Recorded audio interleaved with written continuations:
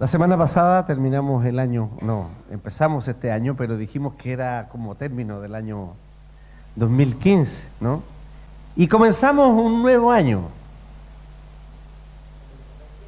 2016, perdón, estoy atrasado un año. Pero no digo que el año fue malo para olvidar, no, de ninguna manera. Fue un año bendecido por Dios. ¿Ah? Después de 2016 que uno dice, puede haber tenido muchas bendiciones. Hay gente que puede pensarlo, mira desde el punto de vista, ustedes escuchan esa frase, el vaso medio lleno, el vaso medio vacío, y algunos miran la parte del vaso que les falta. Otros siempre miran la parte que tienen, ¿ah? O que han recibido. Yo creo que el cristiano per se debe mirar la parte llena del vaso y no la parte vacía. Ahora, si nosotros hacemos balance siempre en el año, siempre las bendiciones de Dios van a ser más que aquellas cosas que hemos sufrido, de pruebas, de dolores, de dificultades, de enfermedades, de muerte, de pérdidas, de fracaso. Siempre las bendiciones van a ser más, o al menos van a pesar en la balanza más.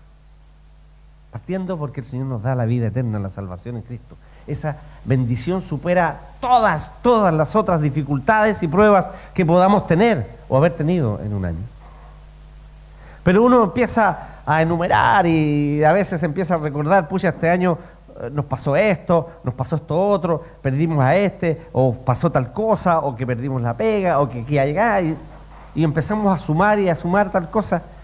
Y empezamos a olvidar todo aquello que Dios ha hecho por nosotros de bien, por todas las bendiciones con las que Dios ha rodeado nuestras vidas a pesar de las dificultades. Y que cuando llegamos a un nuevo año el Señor nos está dando una nueva oportunidad. Nos está abriendo, como decíamos al leer ese poema el domingo pasado, nos está abriendo una página en blanco que nosotros tenemos que llenar, que nosotros tenemos que escribir, que nosotros tenemos que completar.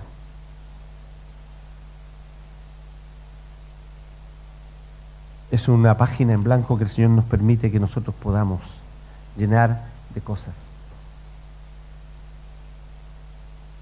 A veces, cuando estamos en estas circunstancias, decimos, no tenemos tiempo, no nos queda tiempo. Yo quisiera tener un día de 25 horas a veces. Les aseguro que no me alcanzaría, porque es un problema de organización.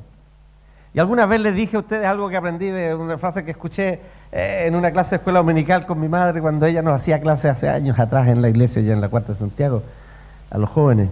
Y ella decía, no puedes decir que no tienes tiempo. Tienes todo el tiempo que hay.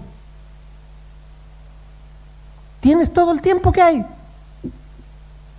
Es como lo administramos, cómo lo usamos, es lo importante. Así que cuando usted diga, no tengo tiempo, piense, no es que no tenga tiempo. Yo no estoy dándole tiempo a aquello por probablemente ocuparlo en otra cosa. Y cuando nos empezamos a dar cuenta de nuestros gastos superfluos del tiempo, que son como los gastos superfluos que cuando el presupuesto no nos alcanza empezamos a darnos cuenta, pero resulta que hice tal cosa, gasté tal extra, tal cosa, y ahí nos dimos cuenta que gastamos en algo que era no esencial y nos faltó para lo esencial. Bueno, pasa lo mismo en las cosas que hacemos y en el tiempo que usamos. Nos faltó tiempo para algo importante, probablemente lo perdimos en algo superfluo. Porque el Señor nos da todo el tiempo que tenemos. A nosotros es el que nos toca llenar. Como dice un poema hermoso que hemos citado también antes, nos importa llenar los segundos de esos minutos de esas horas de estos días, esos días de esos meses y esos meses de esos años. Somos nosotros los que tenemos que llenar ese tiempo. ¿Cómo lo vamos a hacer? Tenemos que pensar en lo siguiente, hacer lo que el Señor quiere que hagamos en el tiempo que Él nos da. Eso significa priorizar, prioridad. Eso significa saber qué es lo más importante antes que lo que es superficial. Veía en un WhatsApp que mandó una colega, pero de algo que yo ya lo había visto en vivo en un encuentro de jóvenes hace unos años atrás, lo hizo una hermana, y decía un hombre que estaba dando una clase a unos jóvenes en una universidad, y les decía, les mostraba unas pelotas de golf, y las ponía en un frasco, ¿cierto? Y les decía, esto es lo importante. y lo metía en el frasco. Pero después tengo otras cosas que son, ¿cómo se llama? Que son secundarias. También tienen importancia porque son secundarias, y metía piedrecillas y caían. Y después las cosas más, todavía algunas cosas que son menos importantes, y metía arena. Y después les decía a los jóvenes, ¿ustedes creen que no cabe más? Bueno, las cosas que esas que vienen de más, y echaba agua dentro del frasco y todo se llenaba. Y él decía, si parte al revés, las cosas importantes no le caben. No le caben dentro del frasco, no le caben en el tiempo. Muchas veces nosotros partimos al revés, partimos por lo superficial, por lo que no tiene realmente importancia, y las cosas importantes se nos quedan atrás, en el carro que tenemos que tirar. ¿Qué pasa en la vida de la iglesia? ¿Qué es lo que es importante en la vida de la iglesia? ¿Qué es lo que debe ser algo para que nosotros podamos emprender un nuevo año? La verdad es que esa carta de Pablo, esa frase de Pablo que él usa ahí en Filipenses, cuando dice, a mí no me es molesto escribiros las mismas cosas y para vosotros es seguro. A mí me gusta, porque me gusta repetir cosas, ¿no? Y la verdad es que de la repetición al final se va aprendiendo, se va internalizando las ideas, se van quedando las ideas fundamentales. ¿Alguna vez aprendió una poesía usted? ¿Cómo se la aprendió? Repita la primera frase, repita la segunda frase, repita la tercera, y así va repitiendo hasta que al final puede aprenderse el poema y repetirlo completo, o leerlo varias veces. De la misma manera es con la vida de la iglesia. Y nosotros tenemos que pensar en lo que la iglesia es. El apóstol, ya estoy subiéndole de categoría ya. El pastor Amós, el apóstol, escribió hoy día en el boletín, ¿no? Ha sido llamados. Usted y yo, cada uno de nosotros, léalo, medítelo. Hemos sido llamados a algo. Los que somos particularmente miembros de esta iglesia, tenemos que entender que cada uno de nosotros tiene un llamado general y también un llamado particular. Pero usted, cualquiera que sea en su vida, tiene algo que lo debe motivar, que lo debe llevar a hacer. Que le plantee, como él dice, el llamado, como dice el llamado del Señor, dice el pastor, es un desafío. Es un desafío muchas veces que nos saca de, no, aquí yo estoy tranquilito, déjenme aquí nomás, total, yo no me muevo. Estamos tranquilitos, vivimos una vida pasible, nadie nos molesta, tenemos nuestras cuentas al día, vamos al presbiterio, vamos al sino, tranquilo, tranquilen, John Wayne, como dice alguien por ahí, ¿no? Y de repente aparece un proyecto ahí, unos hermanos que quieren que les atendamos en Limache, y empezamos a ir, y de repente aparece el pastor Amós con un proyecto para allá, para Placeres, y llegan estos hermanos a desafiarnos en la evangelización. ¿Y qué pasa en la iglesia? Somos movidos en el desafío de nuestra comodidad. Pero él dice que también el llamado es un privilegio, porque hay muchos afuera que no tienen el llamado, que no han escuchado el llamado, o que no tienen oportunidad aunque quisieran tenerlo. Pero el llamado es para nosotros, pero implica una responsabilidad. Yo estoy siendo llamado a algo. La iglesia del Señor es llamada por el Señor. Leíamos en el capítulo 12 de Romanos, y vamos a usar ese texto, es llamada a hacer algo distinto. Una luz que alumbra en lugar oscuro. Una voz que clama en el desierto. Una mano que se extiende en medio de la miseria, de la pobreza, de los restos de una ciudad devastada por el fuego o por el terremoto, o en medio de la enfermedad. Una voz y una mano que da aliento. Pero ¿por dónde empieza aquello? Aquello empieza, como dice el dicho popular, la caridad por casa.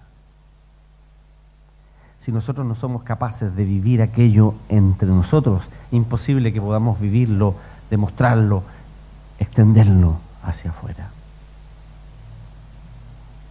Pablo dice, haced bien a todos, pero principalmente a los de la familia de la fe. Hay una frase que es recurrente en el Evangelio, y no solo en los Evangelios, en las cartas de los apóstoles, que es esa frase, los unos y los otros. ¿Recuerda el texto que leímos en forma alternada? Ahí dice: así que nosotros, siendo muchos, somos un cuerpo en Cristo y todos miembros los unos de los otros. En Romanos 12:5. Y hay múltiples textos que nos hablan de aquello. Y nosotros debemos preguntarnos, entonces, ¿a qué somos llamados en esto, como iglesia? Los que somos parte de la iglesia, del cuerpo de Cristo, eso es. Debemos comportarnos y vivir de acuerdo a este cuerpo de Cristo. Somos miembros los unos de los otros. Y el apóstol Pablo escribe en la primera epístola, al capítulo 12, primera epístola a los Corintios. Dice en el versículo 27, vosotros, pues, sois el cuerpo de Cristo y miembros, cada uno en particular. Y entonces empieza a enumerar cómo puso el Señor las cosas en el cuerpo y cómo el Señor puede desarrollar la vida de este cuerpo. Porque así como el cuerpo es uno y tiene muchos miembros, pero todos los miembros del cuerpo, siendo muchos, son un solo cuerpo, así también Cristo. Además, el cuerpo no es un solo miembro, sino muchos. Por lo tanto, si un miembro padece, todos los miembros se duelen con él. Y si un miembro recibe honra, todos los miembros con él se gozan.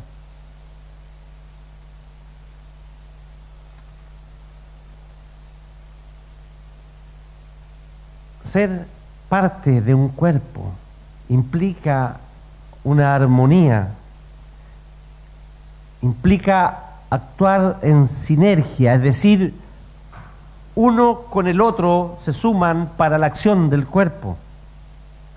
Y entonces podemos preguntar, ¿no es posible una armonía así, que sea vista por los demás como una forma de la relación que Cristo estableció para sus discípulos? Recuerde lo que dice el Señor Jesucristo ahí en el aposento alto a sus discípulos después que les lava los pies.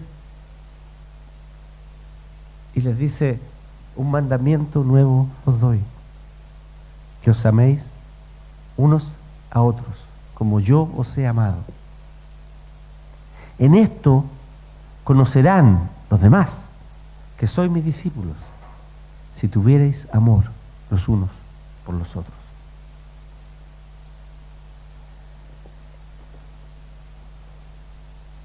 La verdad que hablar de la unidad del cuerpo y de esta armonía en el cuerpo es algo que ha sido recurrente en la historia de la vida de la iglesia. Cuando es el aniversario de la iglesia, cuando a veces hemos tenido algún tipo de actividad presbiterial o sinodal. Pero esto es un llamado para cada día, a revisarnos dónde estamos, en qué pie estoy, en qué posición estoy yo. Y cuando vamos a empezar un año, replantearnos justamente aquello. ¿Cómo sirvo yo al cuerpo? De modo tal que el cuerpo pueda armoniosamente servir al Señor y cumplir aquellos propósitos para los cuales el Señor estableció este cuerpo que es la iglesia. Cada miembro es parte de un todo. Y la Escritura nos dice que cada miembro debe estar en su lugar, que cada uno tiene su función. Si usted piensa, yo no sé qué conocimiento tenía el apóstol Pablo de anatomía y de fisiología y de la función del cuerpo, pero él desarrolla una idea muy clara al respecto y es una cosa lógica de pensar. Algunos de repente se preguntan, ¿por qué el Señor hizo 5 dedos? Bueno, podemos decir para tocar el piano. Si tuviera un dedo menos, no alcanzaría a tocar la octava de arriba, abajo o arriba. Es una respuesta, por ejemplo. O la guitarra. Córtese un dedo y trate de tocar la guitarra. David tuvo con un dedo inmovilizado, el otro día tenía que sacarse la férula para tocarle. Porque incomoda. Es difícil tener ¿Por qué el Señor nos hizo como nos hizo? ¿Por qué el Señor hizo el cuerpo de esta manera? Pablo dice en el capítulo 12 de Corintios que Él puso en el cuerpo los órganos como Él quiso y la función que Él estableció. Siempre me he preguntado, desde que empecé a estudiar medicina, ¿para qué sirve el apéndice? Si terminan a todos sacándolos y a veces algunos terminan operándolos de urgencia y a algunos los ha matado también, ¿no? En tiempos pasados, cuando no existía la cirugía como ahora, o digamos la gente muchas veces falleció por hacer una apendicitis. Aún en nuestros tiempos es algo raro, pero acontece. No se dieron cuenta que era y hizo una peritonitis y finalmente se complicó y se murió. ¿Para qué sirve el apéndice si se puede sacar y usted puede seguir viviendo sin ningún problema? ¿Ah? ¿O para qué sirve la cola del perro? Aparte de moverse la lama cuando llega a la casa, ¿no? Todas las cosas tienen un propósito en el cuerpo. Y si nosotros decimos que la iglesia es el cuerpo de Cristo, todos tienen un lugar, una posición, una función, una participación que no puede ser despreciable. Y cada miembro en el cuerpo necesita de los otros para complementarse, para actuar. Es más, hemos dicho alguna vez, yo me acuerdo haber hablado de esto hace un tiempo y haber dicho que si se acordaban de esos monitos que daban ahí, que era una pura oreja o era, qué sé yo, esos monos animados que eran como una caricaturización. Si fuéramos así, si fuéramos una gran oreja y no hubiera nada más, ¿de qué sirve? O si fuéramos todo mano, o si fuéramos todo pie. Pablo está ilustrando allí, haciendo razonar a aquel que lee el texto. Si todo fuera tal cosa, ¿dónde estaría esto otro? Porque aquello que se desarrolla, se hipertrofia en una forma anormal, no sirve al cuerpo, lo daña más bien, porque atrae hacia sí mayor cantidad de sangre, mayor cantidad de nutrientes, una situación que es problemática porque deja deficitario otros lados, o porque finalmente deforma de tal manera que el cuerpo pierde sus características.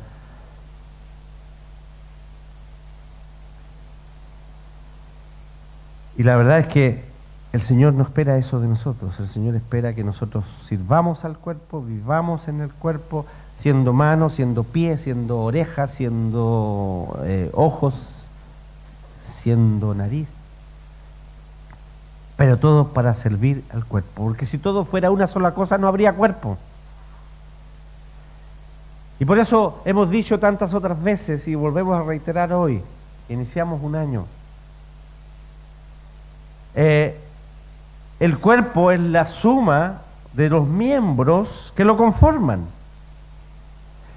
Y fuera del cuerpo, los miembros no tienen ninguna capacidad de funcionar.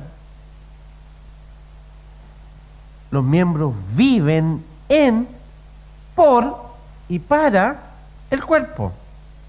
Sirven al cuerpo. Se alimentan, se nutren del cuerpo, sostienen al cuerpo y se desarrollan en el cuerpo.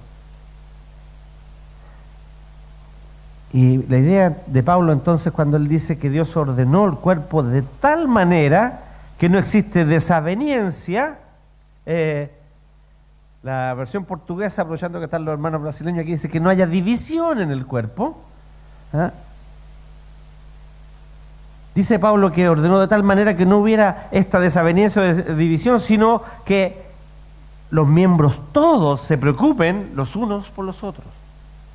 Y por eso dice que si un miembro se duele, todos los miembros se duelen con él. ¿Alguno de ustedes se ha quebrado el dedito chico del pie por pegarle a la cómoda o a la pata de la cama, no? ¿Ah? Bueno. Uno dice, pero si el dedo chico nomás, pero claro, pero compromete todo el cuerpo, compromete la marcha, qué sé yo, el dolor, etcétera, o una muela que le molesta o alguna cosa. Todo el cuerpo se resiente de alguna manera. Con mayor razón si alguno falta, si alguna parte del cuerpo falta. La iglesia, pues, como cuerpo de Cristo, del mismo modo que el cuerpo del hombre, está representada en cada uno de los que la conforman, que son todos distintos, con funciones distintas, pero sumados, unidos, cooperando, conforman un solo cuerpo. Unos necesitan de los otros, unos comparten trabajo con los otros, unos acompañan a otros y se suman a otros en la labor. Pero lo interesante es que en el cuerpo nadie sobra. Nos podemos cortar el pelo de distintas maneras, qué sé yo, podemos decir un accesorio, un adorno. Pero ande con la cabeza pelada, pleno sol a mediodía aquí afuera, por ejemplo. Va a necesitar un gorrito, un jockey para protegerse, ¿o no? Todos, nadie sobra, todos son útiles. Ni el que parece más débil, o el que es el más débil, o el más pobre, o el más pequeño, todos en, por y para este cuerpo que es la iglesia. Y el Señor Jesucristo lo plasma de esta manera con ese texto que recordábamos. Si os amáis unos a otros, en este mandamiento nuevo que yo os doy, un mandamiento que es para obedecer, amaos los unos a los otros, como yo os he amado. Es decir, Él pone una vara que es sumamente alta. Amar al otro como Jesucristo nos amó a nosotros. Qué difícil alcanzar ese nivel. Es una meta altísima para nosotros. Él que nos amó, dice Juan, hasta el fin, que entregó su vida por nosotros cuando nosotros, dice Pablo, éramos aún pecadores. Ese nivel de amor que dio Cristo, que demostró Cristo en la cruz, Él nos está exigiendo a nosotros un mandamiento, es una exigencia que debemos obedecer. Amaos unos a otros como yo os he amado. No existe otra forma de armonizar este cuerpo, estos miembros los unos con los otros, si no es por el amor, que Pablo llama el vínculo perfecto en Colosenses. El amor es el que permite que nosotros podamos efectivamente funcionar como un solo cuerpo y armonioso. Y en el primer capítulo, el que continúa de este que no lo leímos más extenso porque es muy largo, del capítulo 12, en que habla de los dones del Espíritu y que habla de la vida de la iglesia y que habla que la iglesia del cuerpo no es un solo cuerpo ni un solo miembro, sino que muchos, él termina diciendo: procurad pues los dones mejores, pero yo os muestro un camino aún más excelente. Y entonces habla este hermoso capítulo que conocemos del amor.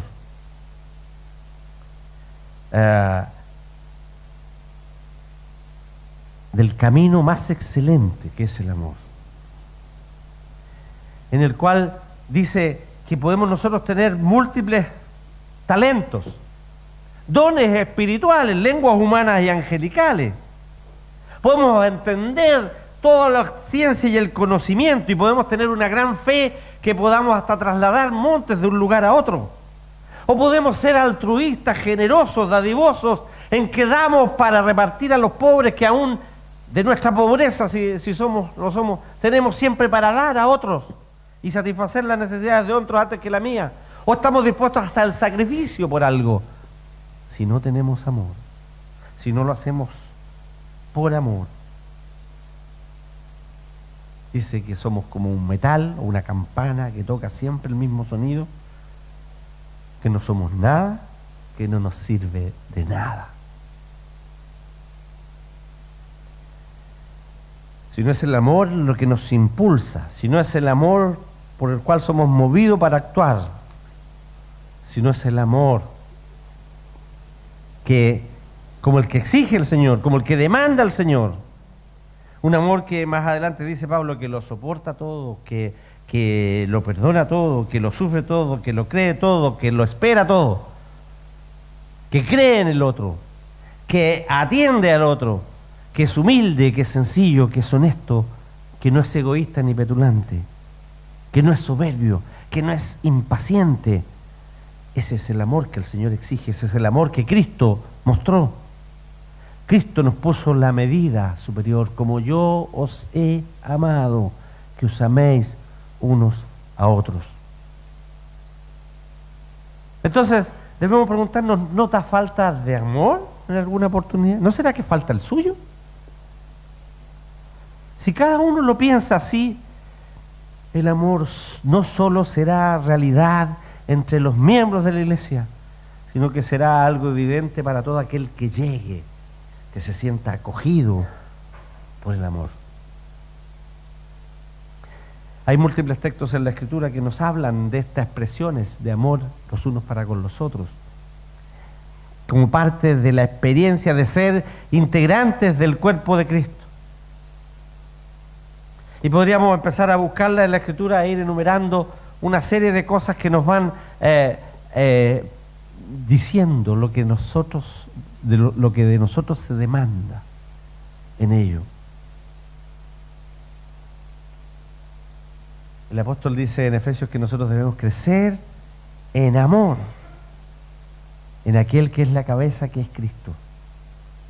Porque de Él todo el cuerpo bien unido y concertado entre sí por las articulaciones que se ayudan mutuamente y según la actividad propia de cada miembro va recibiendo su crecimiento para ir edificándose en amor.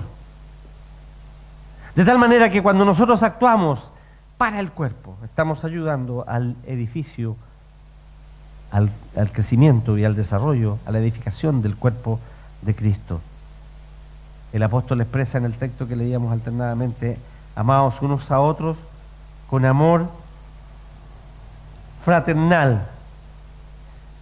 Y pone una frasecita enseguida: y en cuanto a honra, prefiriéndoos los unos a los otros. Amarse unos a otros y preferir al otro por sobre mí. Poniendo nuestros intereses, por muy importantes que sean, ponerlos en segundo lugar. Debemos siempre pensar en los otros antes que en nosotros, pensando en los demás como superiores a uno mismo. Dice, qué difícil es eso. Qué difícil es asumir la posición del Señor Jesucristo, que se humilló a sí mismo y se hizo obediente hasta la muerte de cruz, dice Pablo. Y por eso vosotros debéis humillaros de la misma manera, tener ese mismo sentir de Cristo Jesús, estimando cada uno a los demás como superiores a uno mismo.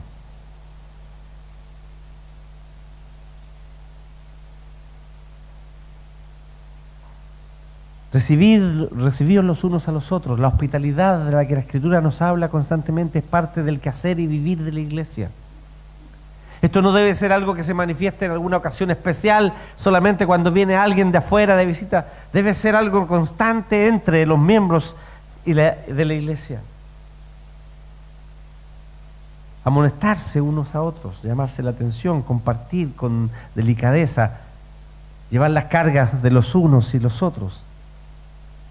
Es decir, corregir, llamar la atención por aquellas faltas que pueden haber sido, que son conocidas, pero con bondad, con conocimiento de la palabra, con amor, con el fin de restaurar, para levantar y no para condenar.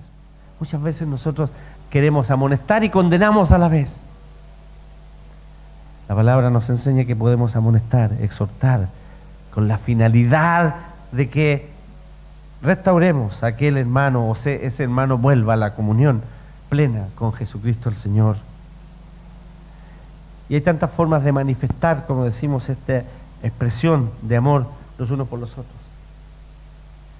El apóstol nos dice que debemos perdonarnos unos a otros, que debemos soportarnos unos a otros, que debemos ser benignos unos con otros.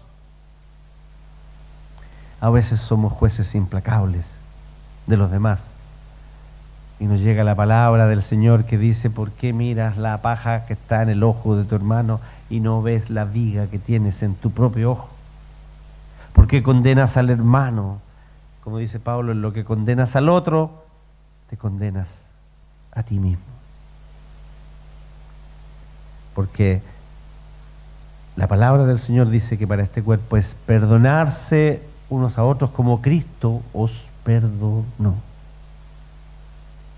Como Cristo os perdonó. Ese es nuestro ejemplo, ese es nuestro máximo ejemplo que tenemos en las Sagradas Escrituras. No ser lapidarios en nuestros comentarios ni en nuestros juicios, porque en lo que juzgamos a otros, nosotros podemos también ser juzgados. El Señor dijo: con la medida con que medís, os volverán a medir. Si usted es generoso en su juicio, digo, no quiero decir que nosotros debemos pasar por alto las faltas flagrantes de cualquier tipo que éstas sean, pero si nosotros somos, en nuestro juicio, somos amorosos, de la misma manera seremos nosotros juzgados cuando seamos nosotros aquellos que debamos ser amonestados, perdonando y soportándonos si hay quejas contra otros. Uno piensa, bueno, en un cuerpo no debiera haber, pero usted analice si de repente se queja de que el pie le queda grande o le queda chico, o no le gusta esto, no le gusta. A veces nosotros actuamos así con nuestro cuerpo, no nos gustan ciertas partes de nuestro cuerpo. Quisiéramos que fueran de otra manera, tener más pelo, ¿eh? O tener la oreja más chica, en fin, la nariz respingada. De la misma manera, si tenemos quejas contra alguien del cuerpo de Cristo, hay que perdonar, hay que soportar. El soporte, cuando hablamos de las palabras, la Biblia habla de soportar, no está diciendo solamente de que nosotros tenemos apenas que, bueno, ya, si total es hermano en la iglesia. También conlleva el propósito de sostener, de echármelo al hombro, soportando el peso de aquel. Por cierto, no podemos ser todos del agrado del 100% de todos, pero podemos soportarnos todos por amor. De tal manera que nuestra relación sea una relación sincera en el Señor. La recomendación del apóstol pareciera ser esta recomendación que él hace en Colosenses, dice: no mintáis los unos a los otros. Parece ser hecha con el sentido y el propósito de que la veracidad debe estar siempre presente, no solo para lo que nosotros hablemos al mundo y como testimonio al mundo, sino que en nuestras relaciones personales, intramuros de la iglesia. Es feo mentir, por supuesto. Dice la Escritura que más fácil se pilla a un mentiroso, o sea, el dicho dice, no la Escritura, esa es la Escritura del mundo. Más fácil se pilla un mentiroso que a un ladrón. Por eso tenga cuidado con la mentira, porque de repente la mentira tiene que ser cubierta con otra mentira y después con otra y termina al final usted mismo convenciéndose que está diciendo la verdad en una cosa que no es cierta. Ser veraces, ser sinceros, hablar la verdad cada uno con su prójimo, con el hermano. Por cierto, porque el no hacerlo no solo es malo para las relaciones, para causar desarmonía en el cuerpo, sino que es pecado. Y por lo tanto, en el ejercicio de la vida práctica de la iglesia está el ser veraces, está el soportarnos, está el entender. Si usted tiene diferencia con alguien, dígaselo, pero con amor. ¿Sabe que no me gusta esto que usted hace o ha hecho o esto? Pero eso no tiene que ser causal de una separación, división, una disputa o una pelea. Y si tiene dudas de cómo decirlo, hable con otra persona que le acompañe y que esté de testigo allí en el momento para justamente establecer una relación armónica en el cuerpo de la iglesia. Porque debemos pensar nosotros que el amor, la armonía del cuerpo sirve al cuerpo para la función y para el trabajo o la misión a la que ha sido llamado, para la que ha sido apartado el cuerpo. La iglesia, como cuerpo de Cristo, debe servir a su Señor, y la armonía y el amor dentro del cuerpo hace que los demás, los otros, vean allí algo que atrae. De manera tal que, atraídos por este amor, por esta forma de ser, lleguen al conocimiento maravilloso del amor de Dios en Cristo. Es posible un año de amor, de armonía, de unidad en la vida de la iglesia? Por supuesto que sí. Y esto lo estamos diciendo ahora no porque nosotros como iglesia tengamos conflictos que tengamos que resolver graves dentro de nuestras relaciones. Es siempre importante que la iglesia, que todas las iglesias estén repasando y repensando cuál es la relación con el cuerpo del Señor, como parte del cuerpo del Señor. La armonía es posible en el cuerpo de Cristo. El desarrollo en el amor los unos por los otros es posible en el cuerpo de Cristo. La armonía surge del amor a Cristo y surge del amor de Cristo reinando en nuestros corazones. Y surge del amarnos unos a otros como el Señor nos ha amado y como Él nos ha ordenado. Y esto, por supuesto, es algo muy necesario para la vida de la iglesia, porque puede significar que alguien llegue y se quede, o que alguien venga y se vaya y no vuelva más. Es útil también porque por ella se cumple esa forma de testimonio que Jesús dijo: conocerán que sois mis discípulos si tuvierais amor los unos para los otros, por los otros. Y por lo tanto, es importante perseverar en ello, perdonándonos unos a otros, recibiéndonos unos a otros, soportándonos unos a otros, amonestándonos unos a otros, prefiriéndonos los unos a los otros, no mintiéndonos los unos a los otros, sometiéndonos unos a otros en el amor del Señor, llevando los unos las cargas de los otros, saludándonos los unos a los otros con afecto sincero y siguiendo lo bueno unos con otros. Sobre todo amándonos unos a otros, porque sin amor no podemos ni soportar, perdonar, someter, amonestarnos, ni tampoco nos recibiremos, nos saludaremos, ni viviremos como el cuerpo del Señor. Ser el cuerpo de Cristo, pero un cuerpo con armonía, en que todos los miembros trabajan para el cuerpo, en el cuerpo y con los demás miembros del cuerpo. Para eso estamos aquí. Cada uno de nosotros somos parte de un todo.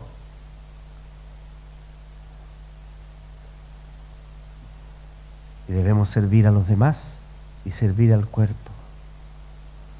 Porque el todo, somos parte del todo, porque el todo no será más que la suma de lo que somos cada uno de nosotros. ¿Falta amor? ¿Falta armonía? A lo mejor soy yo. Cada uno tiene su parte que hacer, su parte que puede faltar para lograr unidad, armonía y crecimiento en amor del cuerpo del Señor. Que el Señor nos bendiga.